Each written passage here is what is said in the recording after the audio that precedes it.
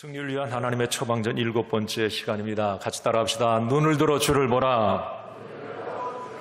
자, 눈을 들어 누구를 봐야 됩니까? 주를 봐야 돼요. 자, 여리고성 앞에서 여리고성 보면 죽습니다. 답이 안 나와요. 눈을 들어 누굴 봐야 됩니까? 주를 봐야 돼요. 오늘 여호수아가 그랬습니다. 자, 중국에 이 모소라고 하는 대나무가 있어요. 저 나무는 이제 대나무 중에 이 모소라고 하는 대나무는 모죽이라고도 해요. 일명 가장 이제 최고로 치는 나무입니다. 그런데 저 나무는 4년 동안 특징이 한 3cm 정도밖에 이 죽순이 자라지 않는다고 해요. 저 정도밖에 안 자랍니다. 그러니까 뭐 한 손 한 마디 정도 이렇게 자라게 되는 거죠. 4년 동안 말이에요. 그런데 5년째 되는 해 그 손가락만 하던 죽순이 하루에 30cm씩 자랍니다. 예, 대단한 거죠. 그래서 약 6주 정도가 되면 5년 지난 후에 4년 지난 6주 정도가 되면 15m에서 20m, 뭐 25m 막 이렇게까지 대나무가 자란다고 하죠. 그러면 4년 동안 이 모소라고 하는 대나무는 자라지 않았는가? 왜 4년 동안에는 아무런 변화가 없었는가? 그것은 이 4년은 깊이 뿌리 내리는 시간이었다고 하는 거예요. 넓게 뿌리를 아주 견고하게 4년 동안 내리게 되는 겁니다. 20, 30m씩 자라도 뭐 비바람이 불고 뭐 아무리 그래도 전혀 꺾임과 흔들림이 없는 거죠.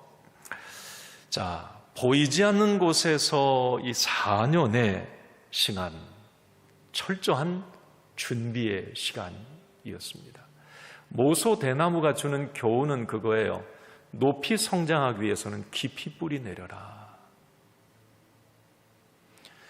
자, 오늘 여호수아 5장 말씀 후반부 13절에서 15절까지 말씀을 보셨습니다. 오늘 여호수아의 결론, 5장의 결론 부분인데, 자, 5장 한 장 말씀을 쭉 보면서 우리는 그것을 깨닫게 돼요. 하나님은 이스라엘 백성들이 가나안 땅의 축복의 주인공이 되고 그 열매를 취하게 하기 위해서 요단강을 건넌 이후에 엄청난 준비를 시키시는구나. 이스라엘 백성들 입장에서는 지금 요단강 건넜으니까 가나안 땅 밟았잖아요. 그러면 한시가 급합니다. 그들 입장에서 빨리 승리, 정복, 확장해 나가고 싶었을 거예요. 그러나 하나님은 멈추게 하세요. 그리고 이스라엘 백성으로서 뭔가 깊이 뿌리 내림의 시간을 갖게 하십니다. 그렇게 하지 않으면 가나안 땅의 그 열매, 주인공이 될 수가 없기 때문에 그랬던 겁니다. 하나님의 준비시킴은 우리가 5장 말씀에 보면서 하나님의 준비시킴은 3가지였습니다. 첫째는 뭐냐면 한번 같이 읽어봅시다. 길갈에 12돌의 기념비를 세우게 하셨다. 자, 길갈에 12돌의 기념비. 이 12돌의 기념비의 의미는 뭐냐면 하나님이라고 하는 이 글자를 마음의 신비에 새기는 일이었어요. 그게 길갈에 12돌 세우는 겁니다. 두 번째로 하나님이 이것 준비시키셨어요. 한번 읽습니다. 할례를 행하게 하셨습니다. 할례라고 하는 것은 하나님의 백성이라고 하는 이 신분증을 몸에 새기는 일입니다. 그리고 세 번째 하나님은 이걸 준비시키셨어요. 읽습니다. 유월절을 지키게 하셨습니다. 자, 유월절이라고 하는 것은 이제 길갈의 12돌, 할례, 몸과 마음에 하나님의 자녀의 흔적을 갖게 되므로 이제 유월절을 지켰다라고 하는 건 뭐냐면 유월절의 의미는 죽음과 슬픔, 재앙이 뛰어넘었다라고 하는 거예요. 이제 가나안 정복을 앞둔 그들이 몸과 마음에 하나님의 자녀의 정체성을 가지고 믿음을 가지고 나아갈 때 유월절의 역사가 일어날 것을 선포하게 하신 게 바로 유월절을 지키게 하신 사건이에요. 이스라엘 백성들은 요단강 건넌 후에 지금 급한 상황이 하나님은 이렇게 12돌의 기념비 세우고 할례 행하게 하시고 또 유월절을 지키게 하셨단 말이에요. 자, 이렇게 이제 모든 준비를 마친 이스라엘 백성들, 그런데 하나님은 오늘 마지막 한 가지를 더하게 하십니다. 그게 오늘 본문 말씀이에요. 이스라엘의 최고의 지도자였던 여호수아와 하나님이 독대하는 사건이 오늘 마지막으로 나옵니다. 그리고 이제 다음 주에 여리고성을 정복해 들어가는 거예요. 그러니까 하나님의 철저한 준비, 참 치밀한 준비를 하나님이 하시는 걸 보게 됩니다. 자, 오늘 이제 우리 시온 찬양대가 미리 선포해 주셔서 감사하지만 오늘 이 13절에서 15절 사실 그냥 건너뛰는 경우가 많아요. 그런데 이 13절에 15절이 영적 의미가 너무 커요. 그냥 지나가기는 너무 정말 큰 것을 놓치는 것 같아서 오늘 이 말씀을 이제 나누고 다음 주 말씀을 또 이어가도록 그렇게 할게요. 자, 오늘 저는 짧은 3절의 말씀을 통해서 승리를 위한 하나님의 처방전을 처방받는 시간 되기를 간절히 소원합니다. 아멘. 자, 우리 13절 오늘 이제 같이 말씀을 읽습니다. 시작. 여호수아가 여리고에 가까이 이르렀을 때에 눈을 들어 본즉 한 사람이 칼을 빼어 손에 들고 마주 서 있는지라. 여호수아가 나아가서 그에게 묻되 너는 우리를 위하느냐 우리의 적들을 위하느냐 하니. 자, 첫 번째 이 말씀을 조금 세부적으로 한번 살펴보도록 하겠습니다. 13절 그 시작을 그렇게 합니다. 여호수아가 여리고에 가까이 이르렀을 때에, 그래요. 칼빈 주석에 보니까 여호수아가 홀로 조용히 여리고를 둘러보던 때에 이렇게 시작을 합니다. 자, 이제 이스라엘 백성들과 여호수아는 만반의 준비를 다 갖췄어요. 6월절 축제까지 그 짧은 시간에 탁 끝나게 됩니다. 자, 그런데 지도자 여호수아 입장에서 이제 정복할 여리고 성에 대해서 뭔가 궁금증이 생겼을 것 같아요. 길갈에 200만의 이스라엘 백성들을 머물게 하고 여호수아는 지도자로서 혼자 여리고 성을 가까이 이렇게 가보게 됩니다. 아마 여호수아 입장에서는 이제 여리고 성을 우리가 정복해 갈 텐데 정찰병들이 어디에 주둔해 있는지, 또 공격 루트는 어디로 들어갈 건지, 또 여리고 성이 어느 정도인지 이제 가까이서 좀 세부적으로 보고도 싶었을 거예요. 또 하나는 이제 이스라엘의 200만의 그 사람들은 여호수아를 바라보고 있습니다. 여호수아 어깨는 무거워요. 무거운 책임감도 느꼈을 겁니다. 잠이 안 왔을 것 같아요. 그래서 여호수아는 이제 여리고 성을 주변을 정찰을 나가게 됩니다. 사실 이제 다음 주에 여러분 세부적으로 보시겠습니다만은 우리가 여리고성 하는데 그 당시에 여리고성은 해발 200m 위에 35도 각도로 내성과 외성, 아주 두꺼운 성으로 내성과 외성 사이에는 사람들이 거주할 정도로, 그러니까 가까이서 봤을 때는 이건 어마무시한 거예요. 기가 질릴 정도의 당시의 성이 여리고성이었어요. 여호수아가 길갈에서 이렇게 여리고성을 한 3km 정도 되니까 이렇게 보일 거 아닙니까? 높이 서 있는 그 성을 바라볼 때, 야, 대단하다. 저걸 넘어간단 말인가? 가까이 가서 여호수아 입장에서 좀 보고 싶었을 거란 말이죠. 그래서 가까이 다가간 거예요. 문제에 가까이 가본 겁니다. 이것이 지도자라고 생각을 합니다. 이것이 리더예요. 다른 사람들은 지금 다 자고 있어요. 그냥 가자 그러면 가지 길갈에 그냥 편안히 있습니다. 명령을 기다리고 있었겠죠. 자, 그러나 지도자는 달라요. 혼자 그 여리고 성을 가까이 둘러본다고 하는 것은 이건 사명감이요, 지도자의 어떤 책임감일 수도 있습니다. 여러분, 구멍가게를 해도 사장님은 다릅니다.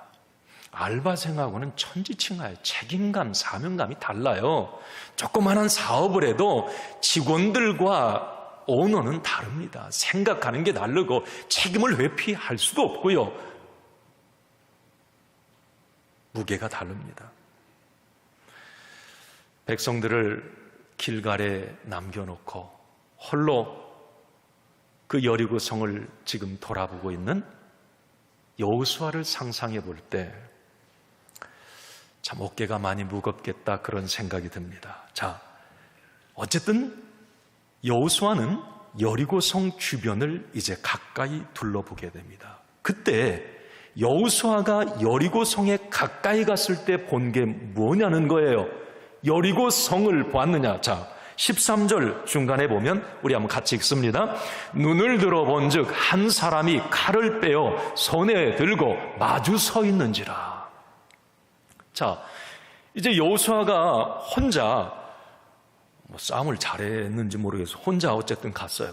이제 여리고 성을 이렇게 둘러보는데 아니 갑자기 어떤 한 사람이 길을 딱 막아서는 거예요.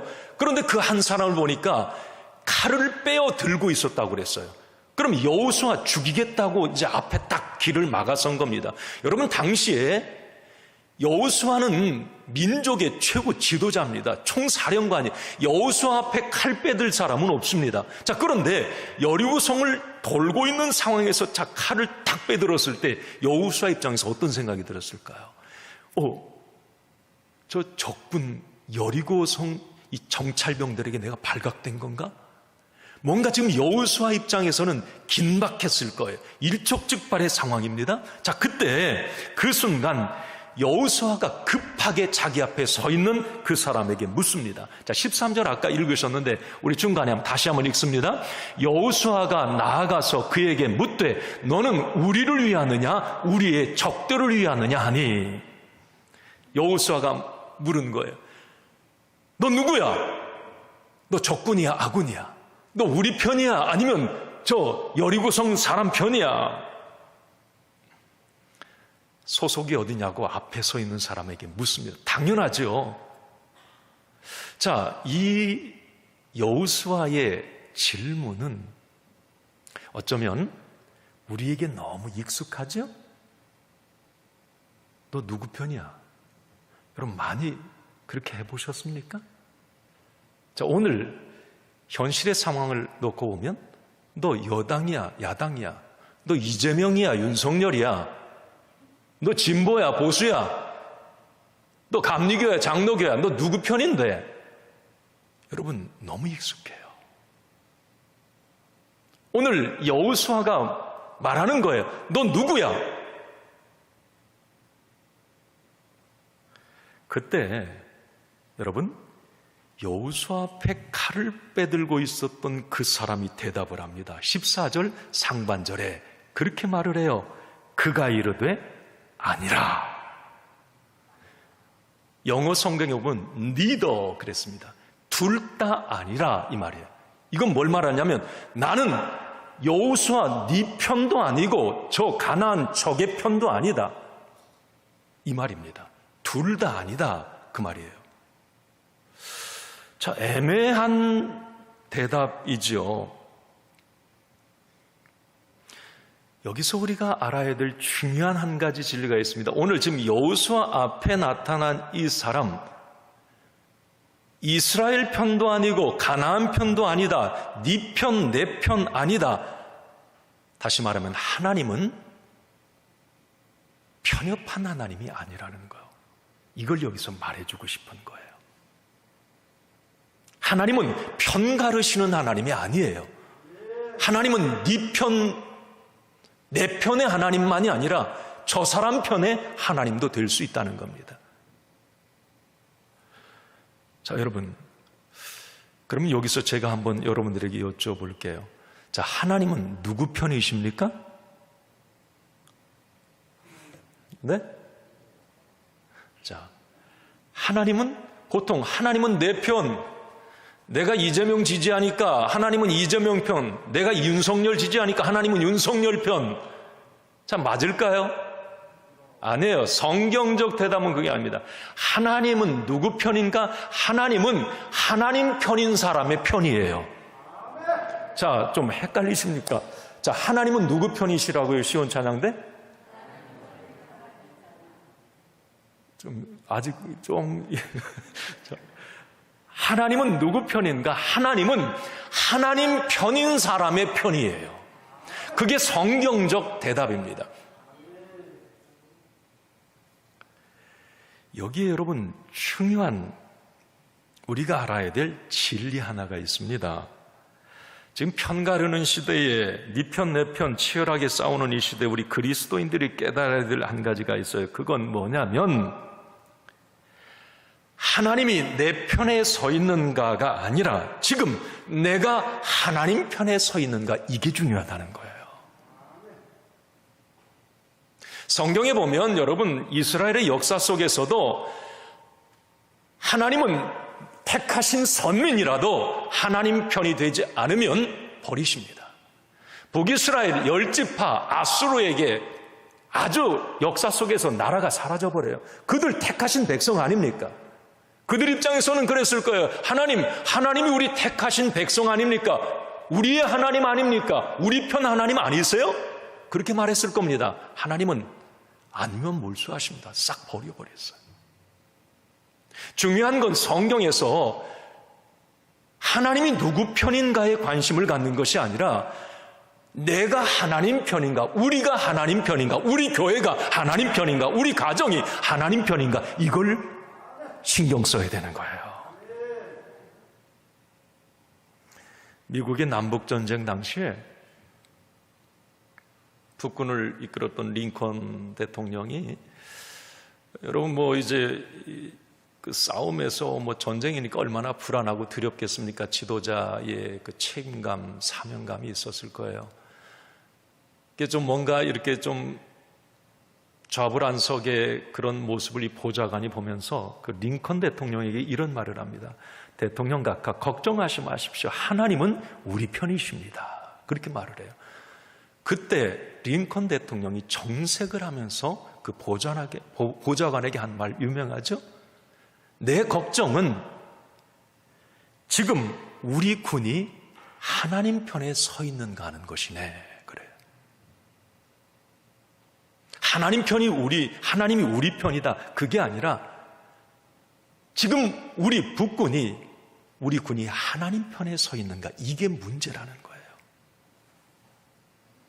이제 우리의 기도는 달라져야 합니다. 여러분, 하나님 제 편 되주세요 라고 우리는 기도하기보다 성숙한 그리스도인들은 성경적 기도라면 뭐냐면 내가 하나님 편이 되어주세요. 그렇게 내가 하나님 편이 되게 해주세요 라고 말입니다. 하나님 여당 편 해주세요. 하나님 야당 편 해주세요. 안 해요. 대통령 선거를 앞두고 여러분 민감한 그런 사안입니다만은 여러분 여기에서도 여당, 야당 다 지지자들이 다를 거예요. 우리 그리스도인의 기도는 그거예요. 하나님 윤석열 편, 이재명 편이 되어주셔서 그 사람이 정권 잡게 해주세요. 그러면 그 반대편인 사람은 어떻게 해요, 그러면? 여러분, 우리의 진정한 성숙한 기도는 그거예요. 하나님, 내가 지지하는 저 사람이 하나님 편이 되게 해주세요. 저 사람이 하나님을 인정하게 해주시고 하나님을 두려워하게 해주시고 하나님을 앞세우는 지도자가 되게 해주세요. 이 기도를 우리 그리스도인들은 해야 돼요. 지금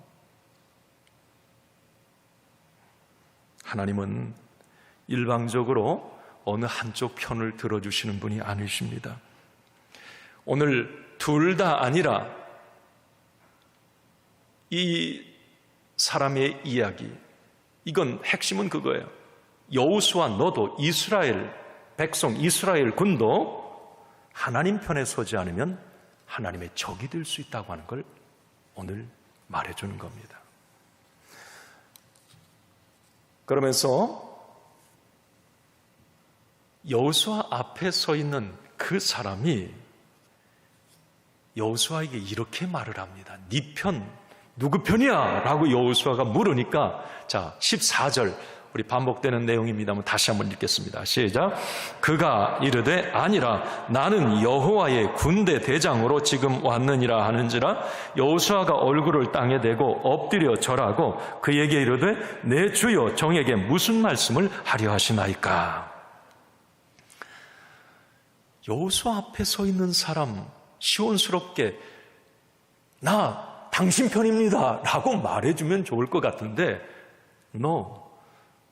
나는 적군도 아군도 아니에요. 그럼 제3의 군대 대장, 나는 여호와의 군대 대장으로 지금 왔느니라 그래요. 자 여러분, 그러면 이 사람은 어떤 사람이에요? 여호와의 군대 대장이 지금 누굽니까?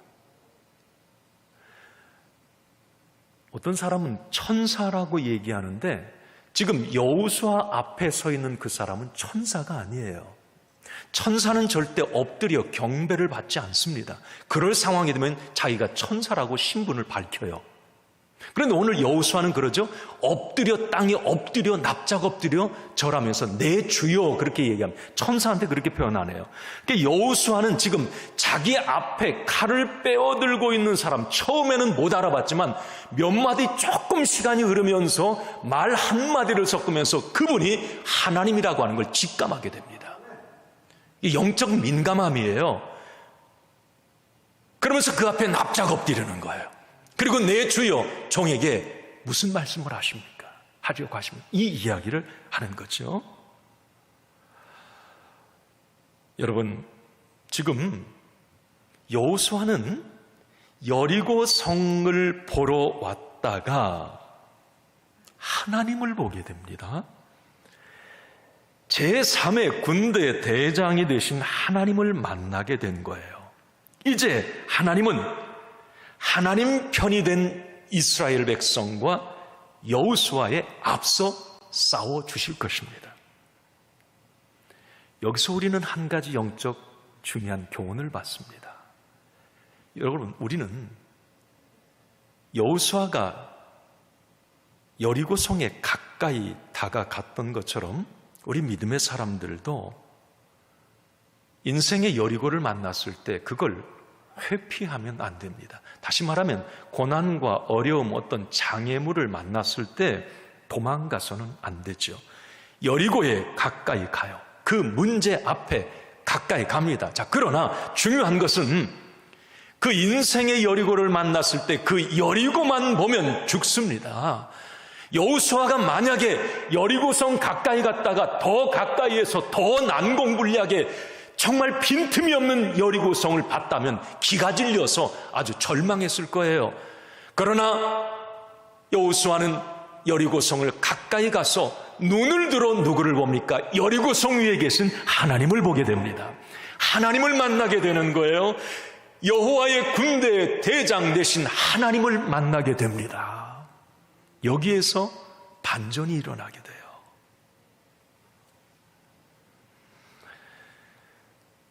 여리고만 보면 답이 나오지 않습니다. 눈을 들어 하나님을 봐야 답이 나옵니다. 이제 우리는 여리고성 그만 봐도 됩니다. 그만 분석해도 돼요. 몰라서 당하는 거 아닙니다. 알아요. 그러나 자, 여리고성만 보면 한숨 나오고 서글퍼지고 눈물만 나요. 어떻게 할 수가 없어요. 인생의 여리고 앞에서 우리는 그런 경험들을 합니다. 내가 어떻게 해볼 수가 없어요. 여호수아가 지금 이스라엘 백성들이 여리고성 해볼 수가 없습니다. 그들 입장에서 답이 안 나오는 거예요. 저는 가끔에 이 코로나의 상황을 지나면서도 그래요. 지금 나라가 여리고 앞에 있구나. 어떤 여리고성 앞에 한계를 느끼고 있는 거예요. 많은 어떤 기업들이, 소상공인들이, 일반 우리 사람들도 그러죠. 지금 코로나 2년 이상 지나다 보니까 어떤 여리고성 앞에서 한계점들을 느끼게 됩니다. 아무리 분석해도 답이 안 나와요. 정치, 경제, 물질, 의학이 해결할 수 없습니다. 저는 그런 생각을 했어요. 오늘 이 말씀을 묵상하면서 우리는 인생의 여리고를 만났을 때 그 여리고 성벽의 정복, 답은 누가 가지고 계신가? 하나님이 가지고 계십니다. 여러분, 다음 주에 보십시오. 하나님이 주신 답은 참 희한합니다. 무슨 병력의 숫자, 무기, 그거 아니었어요. 아니, 돌아라. 여러분, 조깅하지 않습니까? 하루에 한 바퀴씩 돌고, 마지막 날, 6바퀴 돌았나, 7바퀴 돌았나, 돌고, 그리고 소리 한번 질러. 아니, 여러분, 이건 이스라엘 백성들의 어떤 노력이 1% 들어간 겁니까? 하나님의 방법이었어요. 하나님이 답을 주신 거예요. 자, 여러분, 오늘 우리는 이 말씀을 통해서 이제 모든 인생의 여리고도 똑같습니다. 그 답을 가지고 계신 분, 생사복의 주관자가 되신 하나님이세요. 그 하나님을 바라봐야 돼요. 그 하나님을. 저는 오늘 이 여호수아가 그 여리고성 앞에서 하나님을 만났을 때 그 하나님 앞에서 취한 자세를 보면서 이런 좀 정리를 해봤어요. 우리가 인생의 문제, 어떤 장애물을 만났을 때, 우리가 이렇게 하면 이게 승리의 처방전이구나, 이걸 깨닫게 됩니다. 그 첫 번째가 바로 그거예요. 한번 읽어봅시다. 눈을 들어 주를 보아야 합니다. 자, 이 반복합니다. 자, 눈을 들어 누구를 봐야 돼요? 주를 봐야 돼요. 언제? 내가 어려울 때, 인생의 여리고를 만났을 때. 눈을 들어 주를 볼 때 우리는 힘을 갖게 되고 미래를 보게 되고 해답을 얻게 됩니다. 시편 121편 1절 2절에서 그래서 이렇게 말씀을 합니다. 한번 읽습니다. 내가 산을 향하여 눈을 들리라. 나의 도움이 어디서 올까? 나의 도움은 천지를 지으신 여호와에게서로다. 아멘. 자, 내가 산을 향하여, 그 하나님, 성산, 하나님이 계신 곳, 하나님을 향하여 눈을 들어요. 그때 도움이 하나님께로부터 오는 것을 알게 됩니다. 오늘 여호수아는 13절에 보면 눈을 들어 본즉, 눈을 들어 뭘 봐요? 여리고 성을 본 게 아니에요. 눈을 들어 본즉 대장 되신 하나님을 보게 되는 거예요. 두 번째, 우리가 인생의 문제, 여리고성을 만났을 때 이렇게 할 수 있어야 됩니다. 한번 읽습니다. 하나님 앞에 납작 엎드림이 필요합니다. 자, 하나님 앞에 납작 엎드린다. 오늘 14절에도 이런 표현이 있어요. 여호수아가 얼굴을 땅에 대고 엎드려 절했다. 이건 여호수아가 납작 엎드렸다 이 말입니다. 여기서 엎드림이라고 하는 것은 겸손히 하나님의 주권을 인정하는 거예요. 하나님의 손길을 기대하는 겁니다. 이게 하나님 앞에 엎드림이에요. 그러니까 우리가 어려운 일이 있을 때 인생의 여리고 앞에 일어서 있으면 안 되는 거예요. 이건 내가 하겠다는 거죠. 내가 정복하겠다고 하는 거예요. 여리고를. 그러니까 안 되거든요. 우리는 하나님 앞에, 내 앞에 계신 하나님 앞에 납작 엎드릴 때에 하나님께서 이끌어 가십니다. 또 우리가 인생의 여리고를 만났을 때 세 번째는 이겁니다. 한번 읽습니다. 하나님께 귀를 기울여야 합니다. 자, 하나님께 뭘 한다고요? 귀를 기울인다. 14절 그 중간에도 여호수아가 그 하나님께 그렇게 말을 해요. 납작 엎드려서 내 주여 종에게 무슨 말씀을 하려 하시나이까? 주님 말씀하세요. 제가 듣겠습니다. 이 말이에요. 하나님이 나중에 말씀하시잖아요. 돌을 하고.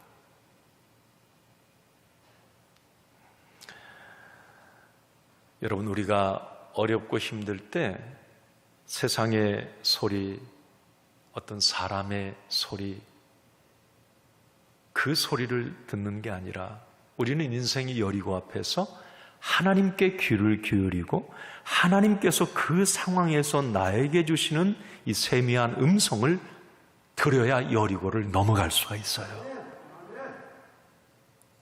네.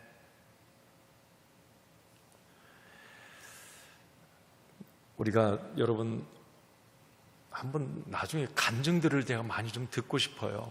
뭐 마음 같아서는 주일날 한 번씩 간증자를 세워서 좀 체험들이 많으실 텐데 좀 듣고 싶은 마음도 많이 있고. 여러분 어떠세요? 인생의 여리고 만났을 때 어떻게 그 여리고성 넘으셨나요? 뭐 꼬이고 막 더 꼬여서 더 뒤로 물러가는 시간이었나요? 아니면 그 여리고를 통해서 승리를 경험하고 앞으로 나아가셨나요? 어떠셨어요? 자, 여러분, 내가 어떤 문제 장애물을 만났을 때 기도 중에 어떤 말씀 묵상 중에 하나님께서 무수히도 말씀해 주세요. 옛날 부흥장로 귓구멍이 막혔냐? 너 왜 그렇게 못 듣냐? 맨날 앉아서 설교 들으면서 맨날 성경 읽으면서 기도한다고 하면서 왜 그렇게 하나님의 뜻을 몰라? 왜 그렇게? 이야기하더라고요. 맞아요. 여러분, 기도하다 보면 하나님께서 진짜 많이 말씀해 주세요. 나 죽을 것 같았는데, 그래서 하나님 앞에 엎드렸는데 여리고성이 너무 무서워 보여요. 어마무시해요. 그래서 기가 질려서 하나님 앞에 죽겠다고 엎드렸는데 그 여리고성이 하나둘씩 금이 가는 게 보이고 벽돌 하나가 내려지고 결국은 이 발로 건너갈 수 있는 힘과 담력이 생기고 아 되네, 할 수 있어. 이 마음을 기도 중에 하나님이 주신단 말이에요. 여러분, 하나님의 세미한 음성 들어야 삽니다. 오늘 여호수아도 그래서 말씀하는, 주여 말씀해 주시옵소서, 말씀해 주시옵소서. 내가 지금 여리고성 앞에 서보니 이건 내 힘으로 도저히 안 될 것 같습니다. 주님 뭐라고 말씀해 주세요. 하나님이 말씀해 주시잖아요. 여러분, 어렵고 힘들 때 주님 앞에서 기도하다가 말씀 묵상하다가 하나님의 세미한 음성에 귀를 기울이시고 거기에서 해답을 얻으시고 거기에서 믿음의 담력을 얻으시길 바랍니다. 이것이 바로 이 여리고를 돌파하는 비밀이었어요. 이제 제3의 군대 대장 되신 이 하나님께서 이스라엘 백성들과 싸워주실 거예요.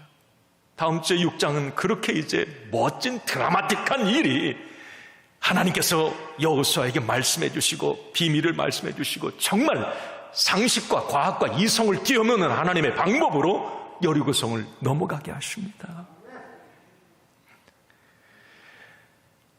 오늘 여러분 마지막으로 이렇게 이제 하나님 앞에 납작 엎드려서 주님을 바라보며 주여 말씀하시옵소서라고 할 때에 그 앞에 서 있는 하나님께서, 군대 대장 되신 하나님께서 그 순간 여호수아에게 하신 말씀이 있어요.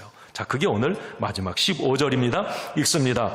여호와의 군대 대장이 여호수아에게 이르되 내 발에서 신을 벗으라. 내가 선 것은 거룩하니라 하니 여호수아가 그대로 행하니라. 아멘. 어디서 많이 들어본 말씀이죠? 누가 누구에게 언제? 네, 그죠? 출애굽기 3장 5절 말씀은 가시떨기 나무에서 모세에게 하나님이 하신 말씀 동일해요. 오늘 자, 모세의 후계자 여호수아에게도 이 말씀을 똑같이 하십니다. 자, 그러면 좀 궁금하죠? 아니, 왜 신발, 지금 여호수아가 어떤 신발을 신고 있었는지는 모르겠어요. 뭐 구두를 신고 있었는지 장화를 신고 어쨌든 신발 벗으라고 말을 해요. 자, 왜 신발을 벗으라고 그랬을까요?